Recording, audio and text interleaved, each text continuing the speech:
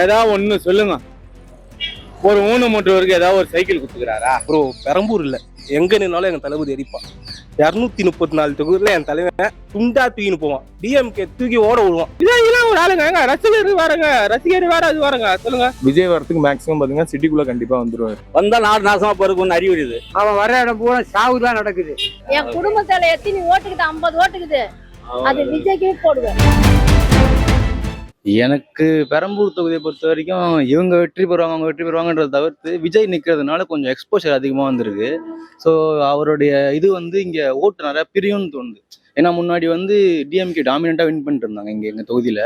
So இப்போ அவர் வர்றதுனால ஓட்டு பயங்கரமாக பிரிஞ்சு மற்றவங்களை வந்து அவர் ஒரு டிசைடிங் ஃபேக்டராக இருப்பார். ஒரு 8 இயர் ஏடிஎம்கே ஜெயிக்குதோ இல்லை என்டிகேவோ இல்லை டிஎம்கேவோ அவருடைய ஓட்டு பர்சன்டேஜ் எதுக்கு டிபெண்ட்டாக இருக்கும். மேபி இப்போ ஒரு 140 தொகுதியில் மெஜாரிட்டி காமிச்சா தான் அவங்க வின் பண்ண முடியும். அவங்க வந்து 21 அலையன்ஸ் வச்சிருக்காங்க டிஎம்கே. ஸோ இப்போ அவர் வந்து மெஜாரிட்டி காமிக்கலன்னும் போது இந்த ஆட்சி தான் வரணும். மேபி அப்போ அவங்க அந்த டைமில் வந்து விஜய் கிட்ட வந்து அவங்க கூட சேர்றாங்களா அந்த மாதிரி கேட்கறதுக்கான வாய்ப்பும் இருக்குன்னு நினைக்கிறேன். மேபி அவர் ஒரு டிசைடிங் ஃபேக்டராக இருப்பார். யார் வின் பண்ணுவாங்கன்றது எனக்குமே இன்ட்ரெஸ்டிங்காக தான் இருக்குது. முதல் தடவை இது 4 கட்ட போட்டியாக நடக்குது. முன்னாடிலாம் வந்து இவங்க தான் ஜெயிப்பாங்கன்னு சொல்லிடலாம். ஏன்னா அவர் வரதுக்கு முன்னாடி இதோட எவ்வளோ எக்ஸ்போஷர் கிடைக்கல பெரம்பூர் தொகுதிக்கு. இப்போ அவர் வராருன்னொடனே இங்கே இருக்கவங்க மேபி அவங்க அதுக்காண்டியாச்சும் நல்லது பண்ணுவாங்களோ என்னமோ பண்ணலாம். இது வரைக்கும் பெருசாக எதுவும் பண்ணி நான் பார்க்கல. மேபி இதுக்கப்புறம் அவர் ஒரு டிசைடிங் ஃபேக்டராக இருந்து மக்களுக்கு வந்து ஏதாவது மற்ற கட்சி வந்து நல்லது செஞ்சா கூட அவர் மூலம் நடந்தால் நல்லது தானே. ஏதோ ஒரு மக்கள் நல்லதான் சந்தோஷம் தான். ஏதாவது ஒண்ணு சொல்லுங்க. ஒரு ஊனமுற்றவருக்கு ஏதாவது ஒரு சைக்கிள் கொடுத்துக்கிறாரா? சொல்லு பார்க்கலாம். இல்ல ஸ்டிக் ஏதாவது கொடுத்துக்கிறாரா? எதுவுமே இல்லாத பெரம்பூர் தொகுதியிலே ஜெயிச்சிடான என்ன விஷயம் இது? அவரு ஜெயிப்பாரான்னு தெரியல. ஏன்னா இவ்வளவு நாள் டிஎம்கே தான் இப்போ வரைக்கும் இங்க எப்பவுமே ஆட்சி பிடிச்சி. இதுக்கு முன்னாடி ஏடிஎம்கே இருந்தாங்க, இப்போ டிவிகே வராங்க. ஆனா இவர் ஜெயிப்பாரான்றது டவுட் தான். ஏன்னா டிஎம்கே தான் இப்போ வரைக்கும் புதுசா இங்க ரோடு போடுறது, டர்ஃப் கட்டுறது, ரேஷன் கடை எல்லாமே அவங்க தான் பண்றாங்க. ஸோ வயசானவங்களோட க்ரௌடு தான் இங்க ஜாஸ்தி பெரம்பூர்ல. ஸோ இந்த மோஸ்டா டிஎம்கே தான் ஜெயிக்க வாய்ப்பு இருக்கு. ப்ரோ பெரம்பூர் இல்ல, எங்க நின்னாலும் எங்க தளபதி அடிப்பான். 234 தொகுதியில என் தலைவன் துண்டா தூக்கின்னு போவான். டிஎம்கே தூக்கி ஓட விடுவான். டிவிகே தான் இங்க. தமிழ்நாடுனா டிவிகே தான். இன்னிச்ச எவனாலே உள்ள வர முடியாது. எப்படி சொல்றீங்க? மூஞ்சியா எங்க தலைவன் மூஞ்சி எங்க பிராண்டு. இந்த பிராண்டை வச்சு எங்க நல்ல இதெல்லாம் ஒரு ஆளுங்க, ரசிகர் வரங்க, ரசிகர் வேற அது வரங்க. சொல்லுங்க. ரசிகர் வேற யாருங்க தற்கூறிங்க அவன். இதே இந்த தாட்டு இருக்கும் போது அம்மா படத்துல பார்த்தவன் எவ்வளவு காலையை விட்டான் தெரியுமா? சொல்லுங்க. இவெல்லாம் வந்து ரசிகர் வேற. இவன் நினைச்சுக்கிறான் எங்க போகும்போது கரூர்ல 40 பேர் போனாங்க சாவ வச்சானுங்க. எங்க போங்க? ஓடி போனாலும் நைட்டு அப்ப சிஎம் போனார்ல. இந்த வாட்டி விஜய்ல வரமாட்டாரு. அவர் ரசிகர். அவர் படத்துக்கு தான் அவர் போவாரு. என்னைக்கா இருந்தாலும் ஸ்டாலின் தான் வருவாரு. எல்லாமே ஊர் நெட்டு பக்கம் உயிர் போனாலும் அவர் தான் செய்யறாரு. விஜய்லாம் வந்து படம் ரசிகர். என்னைக்கா இருந்தாலும் எந்த ஊர் மக்களுக்கு உயிர் போனாலும் எங்க ஸ்டாலின் தான். இப்போ சென்னைனாலே வந்து டிஎம்கே தான் அப்படின்ற மாதிரி ஒரு இது இருக்கு. ஸோ அதை பத்தி நீங்க என்ன நினைக்கிறீங்க? அது இப்போ ஆளுங்கட்சியா இருக்கவங்க அது யாரா இருந்தாலுமே அது வந்து இருக்கிறது தான். ஏன்னா எப்படி நடக்கும் எலெக்ஷன்ஸ் நம்ம ஊர்லன்றத நம்ம காலங்காலமா பார்த்துக்கிட்டு இருக்கோம். டிஎம்கே அப்படின்றத தாண்டி யார் நல்லது பண்ணுவாங்கிறத மக்கள் யோசிப்பாங்க. ஏன்னா இப்போ எனக்கு தெரிஞ்ச வரைக்கும் நான் பார்த்த பாலிடிக்ஸ்ல தொடர்ந்து டிஎம்கே 2 முறை வந்தது கிடையாது. அதுதான் வந்து ஹிஸ்ட்ரி சொல்லுது. ஸோ மேபி இந்த செகண்ட் டைம் வரலங்கிறது அதை வந்து பாயிண்டா விஜய் பேசினா மேபி அவருக்கு விக்ட்ரி பர்சன்டேஜ் அதிகமாக இருக்கும்னு நினைக்கிறேன். எனக்கு தெரிஞ்சு விஜயோட இதுலையுமே வந்துட்டு அவர் கேம்பெயின்ஸ்ல வந்து டிஎம்கேவை சாடி பேசுறதை தாண்டி அவர் என்ன பண்ணுவாரு, அவர் வந்துமே வந்து இப்போ இலவசங்களை பத்தி பேசுற மாதிரி இருக்கு. அதை தாண்டி அதை கட் பண்ணிட்டு நான் வந்தா இதெல்லாம் பண்ணுவேன், நான் வந்து இந்த மாதிரி இதுல வச்சிருக்கேன்னும் போது அவருடைய ஸ்கீம்ஸ் வந்து ஸ்கில்டு ஓரியன்டா. இப்போ பாத்தீங்கன்னா படிச்சவங்க இருக்காங்க, அவங்களுக்கு வந்து ஸ்கீம்ஸ் கொண்டு வந்து அவங்க படிச்சுட்டு அந்த வேலை இல்லாம இருக்காங்க இல்லையா, அது வந்து 29 வயசு வரைக்கும் இருக்கவங்களுக்கு மானியம் தரேன்ற மாதிரி சொல்றாரு.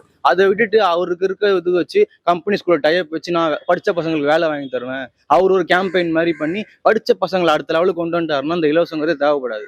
ஸோ நம்மளோட மேஜரான பாயிண்ட்ஸே வந்து படித்த பசங்களை அடுத்த ஜென்ரேஷனை வந்து படிப்பை கொடுத்து நல்ல சேலரி கொண்டு போய் விட்டுட்டோம்னா அடுத்த ஜென்ரேஷன் அவன் பார்த்துக்குவான். ஸோ இலவசங்களே தேவைப்படாது. அதுதான் என்னுடைய பாயிண்டா இருக்கு. விஜய் வந்தா இதை பண்ணாருன்னா நல்லா இருக்கும். மேபி மற்றவங்கள பாயிண்ட் பண்றதை விட நான் என்ன பண்ணுவேன் அப்படின்றது சொன்னாருன்னா மக்களுக்கும் அது கொஞ்சம் பூஸ்டிங்கா இருக்கும். ஆல்ரெடி அவர் வராருன்னும் போது மக்களுக்கு நிறைய எதிர்பார்ப்பு இருக்கு. அவர் இந்த மாதிரி ஸ்கீம்ஸை கொண்டு வரும்போது ஆர்கானிக்கா இருந்துச்சுன்னா நல்லா இருக்கும். இலவசங்களை வந்து நம்ம இது பண்ணணும். மேபி அந்த ரொம்ப தாழ்த்தப்பட்ட மக்களுக்கான இது கொடுக்கலாம், ரிசர்வேஷன்ஸ் ஓகே. பட் ஆனால் எல்லாருக்குமே இந்த இலவசங்கள்ங்கிறது அவர் சொல்றதெல்லாம் பார்த்தீங்கன்னா இந்த கோல்டு பற்றி சொல்லியிருந்தாரு, நிறைய கொடுக்குறேன்னு சொல்லியிருக்காரு. அதெல்லாமே வந்து ப்ராக்டிக்கலாக நீங்கள் ஒரு கேல்குலேட் பண்ணீங்கன்னா பாசிபிலிட்டி கிடையாது. நம்மளுடைய ஓட் பேங்க்ஸுக்கும் ஓவரால் பாப்புலேஷனை கால்குலேட் பண்ணி அவர் சொன்ன தங்க மோதிரம் ஆகட்டும், தாய்மாமன் ஸ்கீம் ஆகட்டும் கால்குலேட் பண்ணிங்கன்னா அது ப்ராக்டிக்கலாக பாசிபிள் கிடையாது.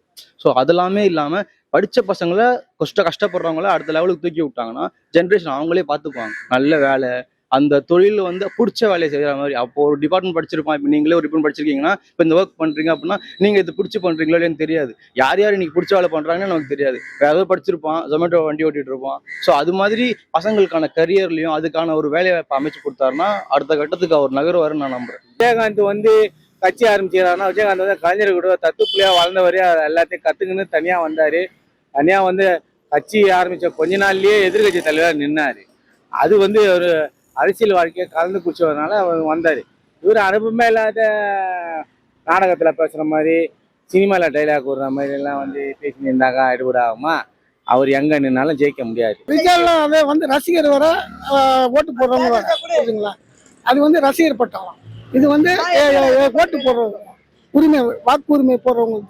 அதனால திமுக திருச்சியில தான் ஜெயிப்பாரு. ஆனா அங்க வந்து எப்படி சொல்றேன், இப்ப சிட்டி அதான் ஃபர்ஸ்டே சொன்னேன், சிட்டிக்குள்ள கன்ஃபார்ம் டிவிக்கே நிறைய இடத்த அடிக்கும். அவுட்டர் சிட்டியை விட்டு சிட்டில கண்டிப்பா அடிக்கும் டிவிக்கே தான். ஆனா இப்ப பாத்தீங்கன்னா சிம்பிள் எக்ஸாம்பிள் 4000 கோடினாங்க, எல்லாரும் தான் கொந்தளிச்சாங்க. இப்ப நார்த் மெட்ராஸ் எடுத்துங்க, தண்ணியே நிக்காது. எல்லாருக்கும் ஒரு கோவம் இருக்கும்ல, அது எப்படி வெளிக்காட்டுவாங்க? இந்த எலெக்ஷன்ல நான் ஒருத்தரும் இப்போ மேக்ஸிமம் விஜய் ஓட்டு பாத்தீங்கன்னா லேடிஸ் யங்ஸ்டர்ஸ் ஓட்டு தான் இருக்கும். லேடிஸ்க்கு இப்போ நிறைய விஷயம் நடந்தது டிஎம்கேல, அவங்கள மட்டும் குற்றம் சொல்ல முடியாது. ஒரு விஷயம் நடந்ததுன்னா அது வந்து அவங்க ஆக்ஷன் எடுக்கணும்ல. தப்பு மட்டும் வெளியே வருது, அவங்க என்ன ஆக்ஷன் எடுத்தாங்க அது ஒரு எல்லாரும் கேள்வி இருக்குல்ல. இப்போ நான் ஆகட்டும், இப்போ எதிர்கட்சி ஆகட்டும், இப்போ எடப்பாடியே அதான் சொல்றாரு, இந்த இது போது இதாச்சு 5 லட்சம் கோடி இப்போ கடன் இருக்கு, சீமான் 1 லட்சம் கோடி கட்டுறாங்க வட்டி மட்டும். இதெல்லாம் வந்து எல்லாம் சொல்றதுனால தெரியுது, இருக்கிறது தானே சொல்றாங்க, இல்லாத ஒன்றும் சொல்லியே. அதுக்கு இவர் எதனாச்சும் சொல்லணும்ல, ரிப்ளை இதாச்சு இவ்வளோ இன்வெஸ்ட்மெண்ட் பண்ணோம் ஏதோ சம்திங். அதனால விஜய் வரத்துக்கு மேக்ஸிமம் பாத்தீங்கன்னா சிட்டிக்குள்ள கண்டிப்பா வந்துருவாரு விஜய் கட்சி, அது யாருன்னாலும் சரி.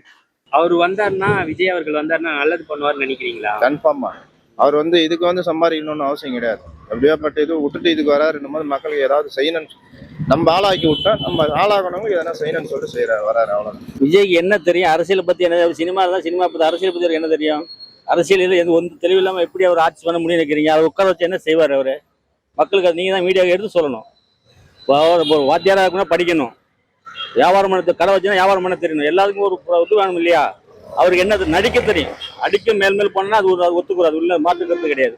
அரசியல் அவர் என்ன வாழ்க்கை இருக்குதுங்கிற அவர் கூட சேர்ந்ததுலாம் இன்னைக்கு என்ன பண்ணிட்டு இருக்காங்க? இன்னைக்கு அவர் கூட சேர்ந்துருக்கு என்ன நடந்துட்டு இருக்காங்க? ஒன்னொன்னு மக்களுக்கு விரோதமானதான் செஞ்சுட்டு இருக்கிறாங்க.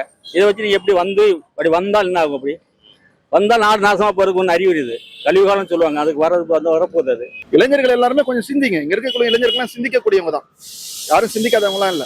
விஜய் சொல்றாரு கரண்ட் கம்பி மேல ஏறாதேன்றாரு. கரண்ட் கம்பி மேல ஏறி ஒரு பையன் இறந்திருக்கான்னு சொன்னா அவன் குடும்பத்தை யார் பாப்பா? விஜய் வந்து பாப்பாரா? அந்த குடும்பத்துல எவ்வளவு பிரச்சனை இருக்கு. கரூர்ல போய் எத்தனை பேர் இறந்தாங்க. சாதாரணமா அவருடைய பிரச்சனைக்கு அவர் நிக்கலையே, 5 வருஷம் பிரச்சனைக்கு அவர் எப்படி நிற்பாரு? இப்ப போய் இப்ப டெல்லிக்கு கூப்பிட்டாங்கன்னு சொன்னா இப்ப இருக்கக்கூடிய இந்த கரூர் பிரச்சனைக்கு ஓடுன்னு ஓடுறாரு. நாளைக்கு இதே மாதிரி சிபிஐ விசாரணை ஏதோ ஒண்ணு வச்சு விஜய் லாக் பண்ண மாட்டாங்கன்னு என்ன நிச்சயம் இருக்கு? ஏன்னா அவருக்கு எனக்கு தெரிஞ்ச வரைக்கும் பெரிய அளவுக்கு ஆளுமை மிக்கவர்களாம் இல்ல. கட்சிக்கு வந்திருக்காரு, ஒரு கட்சி ஆரம்பிக்கணும். தமிழ்நாட்டுல எல்லாருக்குமே அந்த உரிமை இருக்கு. எல்லாரும் கட்சி ஆரம்பிக்கட்டும், திமுக அதிமுக தான் வரணும்னு இல்ல, எல்லாரும் வரட்டும். ஆனா பாசிசம் வராம இருக்கணும். பாசிசம் பத்தி எனக்கு தெரிஞ்சு விஜய் கிட்ட எந்த ஒரு தெளிவுமே இல்லை. பாசிசமா பாயாசமான்னு சாதாரணமா சொல்லிட்டு போறாரு. பாசிசம் என்ன பண்ணும்? குஜராத்ல கலவரத்தை உண்டாக்கும். பாசிசம் என்ன பண்ணும்? 8 வயசு குழந்தைய ஆசிஃபான்ற குழந்தைய கோயில வச்சு கற்பழிக்கும். பாசிசம் என்ன பண்ணும்? கற்பழிச்சவங்களுக்கு ஆதரவா வெளியே இருந்து வக்கீல்கள் வாதாடுவாங்க. பாசிசம் என்ன பண்ணும்னா காஷ்மீர்ல அப்பாவி முஸ்லீம்களை சுட்டுக் கொள்ளும். பாசிசம் என்ன பண்ணணும்னு சொன்னா குஜராத்ல சொராப்தீன் என்ற ஒரு இளைஞர் மார்க்கெட்ல போறவர் சுட்டுக் கொல்லப்படுறாரு. இன்னைக்கு உள்துறை அமைச்சரா இருக்கவர் தான் அதுல இருந்தாரு. இன்னைக்கு எல்லாருமே வெளியே வந்துட்டாங்க தானே. நமக்கு பாசிசம்ன்றது இங்க தமிழ்நாட்டுக்கு வந்துடவே கூடாது. அது நிச்சயமா ஆபத்து தான். பாசிசம் வந்து ஆபத்து. அதுக்கு ஆதரவா யாரெல்லாம் இருக்காங்களோ எதிர்க்கப்படணும். விஜய் எதிர்க்கல, அதனால நம்ம அவர் ஆதரிக்கல. ஆனா அவருக்கு வந்து என்ன சொல்றாங்கன்னா எக்ஸ்பீரியன்ஸ் இல்ல, அவர் அரசியல்ல வந்தா பண்ண மாட்டாரு. இல்ல ஸ்டாலின் எக்ஸ்பீரியன்ஸ்ல வந்தாரு, உதயநிதி எக்ஸ்பீரியன்ஸ்ல வந்தாங்க, வந்துதானே கத்துனாங்க. இப்ப இந்த வேலைக்கு வரும்போது எனக்கு எதுவுமே தெரியாது, வந்துதானே கத்துக்கிறேன், வந்து கத்துக்கிட்டோம். அவரும் ஸ்டாலின் தானே 60 வயசுலயே வந்து டெபுட்டி சிஎம் தான் ஆனாரு. ஆனா அதுக்கு முன்னாடி தெரியுமா அப்பா எம்எல்ஏ இருந்தாரு, அப்பா கூட இருந்தாரு. ஆமா ப்ரோ, அதுக்கு முன்னாடி பிறகு இது அரசியல் வந்தாரு அவரு. அது வரதானே கத்துக்கிறாரு, அதே மாதிரிதான் இவரை கத்துப்பாரு. நல்லது பண்ணுவார் நீங்க நினைக்கிறீங்க? கண்டிப்பா நாங்க உங்களோட ஆதரவு தாவேக்காக தான். எக்ஸ்பீரியன்ஸ்ல இருக்கிறவங்க எக்ஸ்பீரியன்ஸ் வந்து சுருட்டுறதுக்கு எக்ஸ்பீரியன்ஸ், இது வந்து சுருட்டாத எக்ஸ்பீரியன்ஸ், அவ்வளவுதான். வந்தாலே போதும், வந்தா அது என்ன செய்யணும் ஏது செய்யணும் தன்னால வந்துடும். எக்ஸ்பீரியன்ஸ் இல்லைன்றது நம்ம எப்படி சார் சொல்ல முடியும்? உங்களுக்கும் தெரியாது எனக்கும் தெரியாது இல்ல. கொடுத்தா தானே தெரியும், வாய்ப்பு கொடுத்தா தானே தெரியும். முதல் படத்துல அவருக்கு எக்ஸ்பீரியன்ஸே கிடையாது. அவரு ஒரு நியூஸ் இதாக வருவாரு அந்த படத்துல. அவர் வந்ததுக்கு அப்புறம் என்ன தெரிஞ்சது இல்லையா, விஷயங்கள் தெரிஞ்சது இல்லை, நல்லா தானே செஞ்சாரு. ட்ரை பண்ணி பார்க்கலாமே. எக்ஸ்பீரியன்ஸ்ன்றது வந்து உள்ள ஆட்சிக்கு வந்தாதான் தெரியும். புதுசா நம்ம ஃபர்ஸ்ட் ஒரு வாய்ப்பு கொடுக்கணும், அப்புறம் தான் வந்து எக்ஸ்பீரியன்ஸ் இருக்கா இல்லையான்றது வந்து தெரியும். உங்களோட ஆதரவு விஜய்க்கு தான். எக்ஸ்பீரியன்ஸ் என்ன இருக்கு, எல்லாம் வரவங்களாம் ஒருத்தரை பார்த்து ஒருத்தர் இப்பயே எவ்வளவு எக்ஸ்பீரியன்ஸ் ஆயிடுச்சு. அவர் பட்டதெல்லாம் கொஞ்சம் நெஞ்சம் கிடையாது, எவ்வளோ அனுபவிச்சுட்டு உட்காந்துங்கிறாரு. எக்ஸ்பீரியன்ஸ் இதான் எக்ஸ்பீரியன்ஸ். இன்னும் எவ்வளவு படம் நடிச்சு எவ்வளவு நல்லவனையும் கட்டவனையும் பார்த்துருப்பாரு. இப்ப அதோட ஸ்பீடா பாப்பாரு. இப்ப இன்னும் திறமையா இருக்காரு. விஜய் தான் வருவார். எடுத்தது யாரும் செய்ய முடியாது, கொஞ்சமா தான் கத்து தர முடியும். யாரா இருந்தாலும் வருவாரு, நல்லபடியா மக்களுக்கு நல்லா செய்வார். உங்களோட ஆதரவு டிவிக்கு தான். இப்ப இளைஞர் ஓட்டு எல்லாம் நிறைய இருக்கு. நான் டிவிக்கு விஜய்க்கு எந்த ஓட்டு இருந்தாலும் சரி, அதெல்லாம் விஜய் அடிச்சா குஞ்சு ஓட்டு தான் அது. அதெல்லாம் என்னத்துக்கு வேடிக்கை பார்க்க தான் வரானுங்க. அது வந்து ஒரு வாட்டி அவன் வரும்போது ஒவ்வொருத்தெல்லாம் செத்து போறான். எவனாவது மிதிச்சு சாவடிக்கிறான், தண்ணி குடிக்காம செத்து போறான், ஹார்ட் அட்டாக் வந்து செத்து போறான். இப்படிதான் நடக்குது சாவு. அவன் வர இடம் பூரா சாவு தான் நடக்குது. இப்ப இந்த 5 வருஷத்துல எதனா மாற்றம் இருந்ததாக்கா? மாற்றம் என்ன, இப்ப வெளியே எவன் கொலை பண்றான், கெஞ்சா அடிக்குது, இது மட்டமான தொழில் தான் நிறைய நடக்குது. அது அவரை குறை சொல்றதா வேற குறை சொல்றதா தெரியல. பாக்கலாம், இவங்க வருது மாற்றம் வருதா பாக்கலாம். இந்த 5 வருஷத்துல பெரம்பூர் தொகுதியில என்ன மாற்றம் இருந்ததா? மாற்றம்ன்றது ஒண்ணுமே இல்ல. மாற்றம் ஒண்ணும் இல்ல. காசு வாங்கணும் போனோம் ஓட்டு போட்டோன்றது இல்லாத அதான் போயிருக்குமே தவிர மாறணும். ஒரு இது மாறினா நல்லா இருக்கும். ஒரு வேற கை மாறட்டும். உங்களோட ஆதரவு விஜய்க்கு. என் குடும்பத்துல எத்தனை ஓட்டுக்குது, 50 ஓட்டுக்குது, அது விஜய்க்கு போடுவேன். மாற்றம்னு பெருசா இருந்தது இல்லை. இங்க வந்து பெரிய ப்ராப்ளமா இருக்கிறது வந்து இந்த கஞ்சாவோட இது வந்து பிரதிபலிப்பீங்க பாத்தீங்கன்னா நிறைய குவார்டர்ஸ்லாம் இருக்குது. அதெல்லாம் பழைய பில்டிங்ஸ்ல வந்து அந்த கஞ்சாவோட ஆக்கிரமிப்பு அதிகமா இருக்கு. அதனால பசங்க கிரவுண்டுக்கு போறது, பிசிக்கல் ஆக்டிவிட்டிஸே கம்மியாயிடுச்சு. அதோட இன்ஃப்ளூயன்ஸ் வந்து ஒரு ஏரியாவா ஆக்கிரமிச்சுட்டே வருது. நான் பார்த்தப்போ ஏதோ ஒரு மூலையில இருந்தது, அவுட் ஆஃப் சென்னையில இருந்தது, சென்னைக்குள்ள வந்தது. இப்போ சென்னையை வந்து ஆக்கிரமிச்சிருச்சு. அந்த போதைப் பொருள் வந்து எல்லாருக்கும் ஈஸியா ரொம்ப ஆக்சசபிளா இருக்கு. முன்னாடி வந்து ஆல்கஹால் மாதிரி இருந்தது, இப்போ கஞ்சா வரைக்கும் ஆயிடுச்சு. ஈஸியா கைக்கு கிடைக்குது. ஸ்கூல் பசங்கள்ல இருந்து காலேஜ் வரைக்கும் நீங்களே பார்த்துருப்பீங்க அந்த ரீல்ஸ்லாம் அவங்க என்னென்ன பண்றாங்க, எந்த அட்ராசிட்டிஸ் இருக்கு. அந்த ஒரு விஷயம்ன்றது வந்து பெண்கள் வன்கொடுமை ஆரம்பிச்சு அந்த ஒண்ணுல ஆரம்பிச்சு அதுதான் செயின் மாதிரி பரவுது. அந்த கஞ்சாவில் ஆரம்பிக்கிறது நார்மலா முடியறது இல்லை, கொலைகள் நடக்குது, சிசிடிவி ஃபுட்டேஜ் எல்லாம் நம்ம பாக்குறோம். அதோட ஒன்று தாக்கம் வந்து அந்த ஹியூமன் பீயிங்ஸையே அடுத்த கட்டத்துக்கு கொண்டு போகுது. ஸோ அது வந்து பெரிய இம்பாக்ட் பண்ணிட்டு இருக்கு. இந்த சொசைட்டில ரொம்ப அதிகமா இருக்கு. அதுவும் எங்க தொகுதியில வந்து நானே பார்த்துருக்கேன் ரியலா வந்து அது எப்படி மாத்துது அப்படின்ற சின்ன பசங்க. ஸோ அதை முதல்ல ஒழிக்கிறதுக்கு ஏதாவது ஸ்டெப் எடுத்தாருன்னா ஆல்கஹாலோட இந்த கஞ்சா ஒழிப்புக்கு நல்ல முடிவு கொண்டு வந்து நல்லா இருக்கும்னு நினைக்கிறேன் எங்க தொகுதியில. இப்போ அவர் வந்து விஜய் வந்து ஃப்ரீன்ற மாதிரி ஃபர்ஸ்ட் வாங்கக்கூடாது அப்படின்ற மாதிரி டிஎம்கே கிட்ட சொல்லியிருந்தாரு. இப்போ வந்து அவர் நிறைய வந்து ஃப்ரீயா தர்ற மாதிரி நிறைய கோரிக்கையெல்லாம் சொல்லியிருந்தாரு. ஸோ அதை பத்தி என்ன நினைக்கிறீங்க? இது வந்து சர்க்கார் டைம்லேருந்து ஆரம்பிச்சு, சர்க்கார் படத்துலேயே பார்த்தீங்கன்னா ஏடிஎம்கே நிறைய ஃப்ரீ தராங்கன்னு சொல்லி இந்த மிக்சியை போட்டு உடைக்கிறது, டிவியை போட்டு உடைக்கிறது எல்லாம் பண்ணி விஜய் சாரும் அதை பண்ணாரு, அவரோட ஃபேன்ஸ் எல்லாம் பண்ணாங்க. அப்போ எல்லாரும் விஜய் சாருக்கு ஃபயர் விட்டுட்டு இப்போ திரும்ப வந்து அவங்களே ஃப்ரீயாக தரேன், நீ 1000 ரூபாய் தரேன், நான் 2500 தரேன்றாங்க. மோதிரம், குழந்தைக்கு மோதிரம், அதுக்கப்புறம் வந்து கல்யாணம் ஆகிற போகிற பொண்ணுங்களுக்கு வந்து ஒரு சவரன் நகை, இதெல்லாம் யார் காசு தரதா இருந்தால் இப்போவே தரலாம், அவர் காசே தரலாம். இது நான் ஜெயிச்சேனா பண்ணுன்ற போது ஸோ டிஎம்கேக்கும் டிவிக்கும் டிஃபரன்ஸே தெரியல. நீ இவ்வளோ தர, நான் எவ்வளோ தரேன், இதே மாற்றி தந்தேனே இருந்தா இதெல்லாம் யார் காசு? கட்சியில் வந்து என்ன பண்ணுவாங்க, விலைவாசி ஏற்றி கட்சி நம்ம தலை தான் போட போகிறாங்க. ஸோ இந்த ஃப்ரீயாக தரதெல்லாம் எப்பவுமே ஒர்க் அவுட். ஃப்ரீயாக தரதுன்னா ஹாஸ்பிட்டல் தரலாம், எஜுகேஷன் தரலாம், அப்புறம் என்ன தண்ணி இது பண்ணலாம். அதை விட்டுட்டு இந்த சும்மா நான் காசு தரேன் இதே பண்ணிட்டு இருந்தா ஜனங்க என்ன யோசிப்பாங்கன்னா, ஓகே இப்போ நாம ஓரளவுக்கு கொஞ்சம் மிடில் கிளாஸ் கொஞ்சம் ஜாஸ்தியாகிறாங்க, எல்லாமே வேலைக்கு போகிறாங்க, அவங்களுக்கு இந்த 1000 ரூபாய் 2000 ரூபாய் பெருசாக தெரியாது.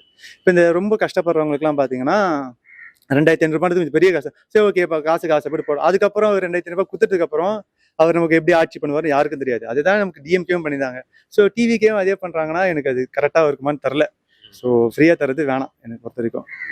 இப்போ அவர் வந்து சொல்லியிருந்தாருல நிறைய இடத்துல வந்து என்னன்னா ஒரு வீட்டில் வந்து ஒரு ஓட்டு கம்பல்சரி இருக்கு அப்படின்ற மாதிரி அவர் சொல்லியிருக்காங்க. அதை பத்தி நீங்க என்ன நினைக்கிறீங்க? உங்க வீட்டில் இருக்காது?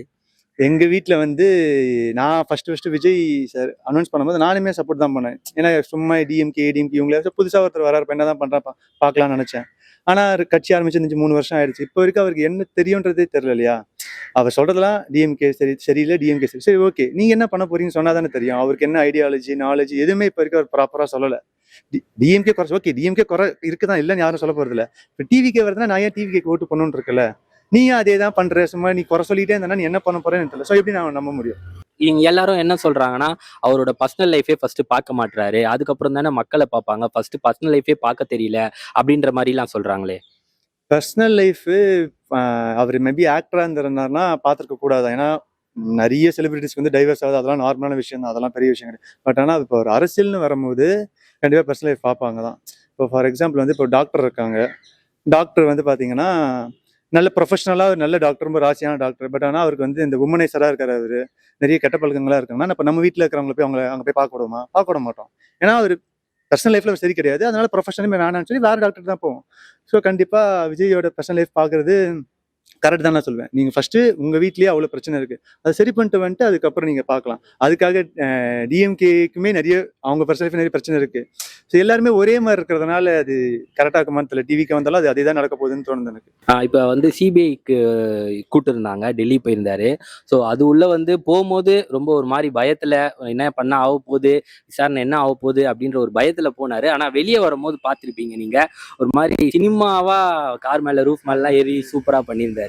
ஸோ அதை பத்தி நீங்க என்ன நினைக்கிறீங்க? அது என்னை பொறுத்த வரைக்கும் தப்பு தாங்க சொல்லுவேன். ஏன்னா சரியோ தப்பு நீங்கள் பண்ணியிருக்கீங்க, நீங்கள் தான் கொலை பண்ணீங்கன்னு சொல்ல 40 பேர். அது ரெண்டாவது உங்களை பார்க்க வந்து அது இறந்துருக்காங்க. மேபி அது ஆப்போசிட் பார்ட்டி வந்து கொலை பண்ணதா கூட ஏதோ பண்ணி கொலை பண்ணதா கூட இருக்கணுமே. பட் நீங்களும் ஒரு சஸ்பெக்டாக இருக்கீங்க.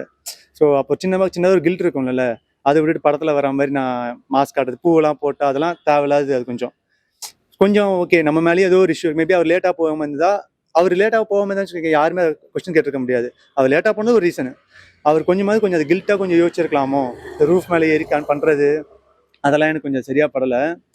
தப்பு தான் அது. அந்த மாதிரி கொஞ்சம் மாசா பண்றேன் அப்பெல்லாம் பண்ணுறது. இப்போ நான் இது சொல்றதுல கூட கேட்டுட்டு இவன் வந்து டிஎம்கேவன் 200 ஊபி எல்லாம் பேசலாம்.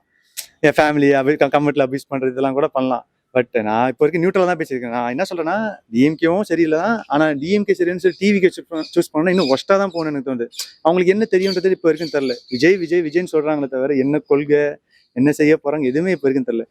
ஸோ இதெல்லாம் இப்படியே இருந்தாலும் ஒர்க் அவுட் ஆகுது. வெளியே சுத்துறது, என் ஃபேன்ஸ் என்ன பார்த்துப்பாங்கலாம் இருந்தா கிரவுண்ட் ரியாலிட்டியில அது கரெக்டாக. மேபி ட்விட்டர்ல இன்ஸ்டாகிராம்ல லைக்ஸ் இதெல்லாம் பயங்கரமா இருக்கும். கிரவுண்ட் ரியாலிட்டியில அது ஒர்க் அவுட் ஆகாது. அதெல்லாம் இப்போ வந்து நீங்க சொல்றீங்களே பெரம்பூர்ல விஜய் வந்துருவாரு, வின் பண்ணா என்ன பண்ணுவாருன்னு நீங்க நினைக்கிறீங்க? இங்க மழை பெஞ்சா இங்க எப்பவுமே பெரம்பூர்ல நிறைய தண்ணி நிற்கும். எனக்கு தெரிஞ்சு விஜய் வந்தா அதெல்லாம் சரி பண்ணுவாரு. இந்த மழைநீர் சேமிப்பு, பெண்களுக்கு நிறைய பாதுகாப்பு இருக்கும், பெட்ரோல் விலை கம்மி பண்ணுவாரு பொதுவா தமிழ்நாடுக்கு. ஏன்னா ஸ்டாலின் ஆட்சியில 4 ரூபாய் கம்மி பண்றோம் நாங்க, ஆனா இன்ன வரைக்கும் பண்ணல. பால் விலை பண்றோம் நாங்க பண்ணல, ஆனா விஜய் வந்தா சொன்னா கண்டிப்பா பண்ணுவோம். நாங்க சும்மா இந்த துப்புக்கெல்லாம் பண்ண மாட்டோம், நாங்க சொன்னா செய்வோம். சொன்னா செய்வீங்க. எந்த நம்பிக்கையில சொன்னா செய்வான்னு இருக்கீங்க நீங்க? இப்போ வந்து 2500 ரூபா தரேன்னு சொல்றாரு, மாசம் மகளிர் தரேன்றாரு.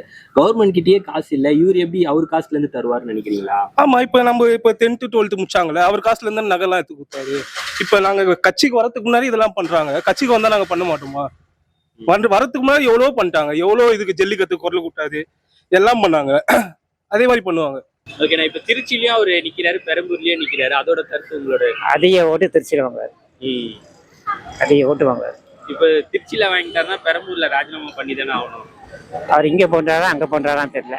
திருச்சியை பண்ணுவாரு, ராஜினாமா பண்ணுவாரு, இந்த மாவட்ட செயலாளர் போடுவார், கன்ஃபார்மா வருவார். திமுக வந்து நல்ல கட்சி தான், ஸ்டாலின் நல்லவர் தான். இந்த 2ஆம் கட்ட 3ஆம் கட்ட தான் கெடுத்ததே. 2 தொகுதியிலும் இங்கெல்லாம் ஓட்டு போட யாரும் தயாரில்லை. எங்க மாதிரி இளைஞர்கள் நல்லா சிந்திக்கக்கூடிய பகுத்தறிவாளர் ஓட்டு போட தகுதி இல்லாதவங்க போட மாட்டாங்க. நீங்க மாதிரி சிறுசு இருக்கு இல்லையா, 18 வயசு 15 வயசு தூ தக்கறிக்கிறது சிந்திச்சு ஓட்டு போட யாரும் மாட்டு போட மாட்டாங்க. சிந்திக்க தெரியாதாங்க. சரி விஜய் வரணும், மாற்றம் என்னத்தை கொண்டு மாற்றத்தை? அது வந்து சட்டத்துல இடம் இருக்கு, அவர் நிக்கிறாரு, இதெல்லாம் குறை சொல்லவே முடியாது. நீங்க அரசியல் எல்லாத்துக்குமே உதாரணம் உண்டு, புரியுதுங்களா? 2 தொகுதியில் யாருமே நின்னது இல்லையா? அம்மா அவங்க ஜெயலலிதா அம்மா நின்று இருக்காங்க, நிறைய பேர் நின்று இருக்காங்க. வாய்ப்பு இருக்கு, சட்டத்துல இடம் இருக்கு, நிக்கிறாரு. இதுல என்ன இருக்கு? இப்ப 2த்துலயும் ஜெயிச்சிட்டாருன்னா எதை வந்து அவர் ராஜினாமா பண்ணுவார் நீங்க நினைக்கிறீங்க? அது வந்து நான் என்னோட கருத்து வேற, அவரோட கருத்து வேற. அவர் சென்னையை தக்க வச்சுட்டு திருச்சியை விட்டுறலாம். ஏன்னா இங்கேயே இருக்காரு, சென்னையிலே தலைநகரத்துல இருக்காரு. ஒருவேளை அவர் ஆட்சிக்கு வராரு இல்ல எதிர்கட்சி தலைவர் வராருன்னா அவரு நேரடி பார்வையில தொகுதி இருக்குன்னா வீட்டுல இருந்து இங்க வந்துடலாம். மக்களை சந்திக்கலாம், எல்லா பிரச்சனையும் தெரிஞ்சுக்கலாம். அதனால அவருக்கு இது பெஸ்டா இருக்கும். கண்டிப்பா வின் பண்ணுவாரு, அந்த நம்பிக்கை தான். ரெண்டுத்துலயே வின் பண்ணிட்டாருன்னா எதை ராஜினாமா பண்ணுவார் நீங்க நினைக்கிறீங்க? தெரியலீங்களா? அங்க ரெண்டுத்த ஜெயிச்சாலும் ராஜினாமா பண்ணிதான் ஆகணும். அது திருச்சியை பண்ணிட்டு பெரம்பூரை வச்சுக்கலாம். வச்சுக்கலாம். இப்ப எல்லாரும் என்ன சொல்றாங்கன்னா டிஎம்கே வரனாவே சென்னைனாலே டிஎம்கே தான், ஒண்ணும் பண்ண முடியாது அப்படின்ற மாதிரி சொல்றாங்களே. இந்த வருஷம் மாத்தி காட்டலாம். எல்லாத்தையும் மாத்தி காட்டலாம். விஜய் தான் விஜய் தான் சார்.